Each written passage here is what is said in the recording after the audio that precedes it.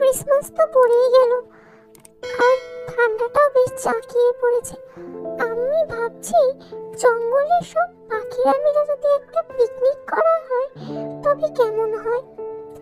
বলছি কৃষ্ণা দিদি, তুমি আজ বিকেলে সব পাখিদের এক জায়গায় দেখো, আমি কিছু কথা বলবো।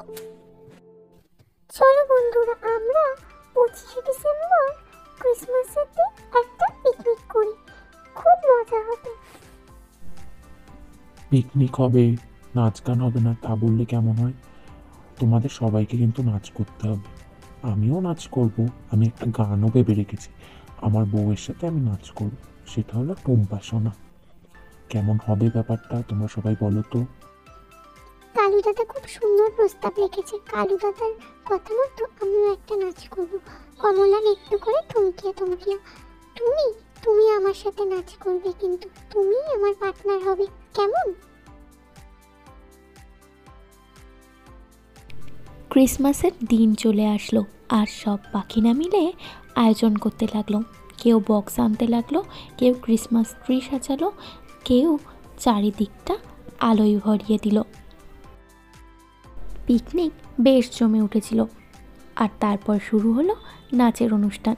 প্রথমেই কালু আর কালুর বউ নাচতে শুরু করলো। টুম্পা সোনা দুটো হাম্পি দেনা, আমি মাইরে বলছি আর খইনি খাবো না, চাঁদনি রাতে আমি টুম্পার সাথে যাবো ডিন। তারপরে টুনি আর মিনি তারা দুজন নাচতে শুরু করলো। তোমরা দেখো আসিয়া, কমলায় নৃত্য করে থমকিয়া থমকিয়া। তোমরা দেখো আসিয়া, কমলা নৃত্য করে থমকিয়া থমকিয়া। ক্রিসমাস উদযাপন দেখে সান্টা ক্লজ খুবই খুশি হলো।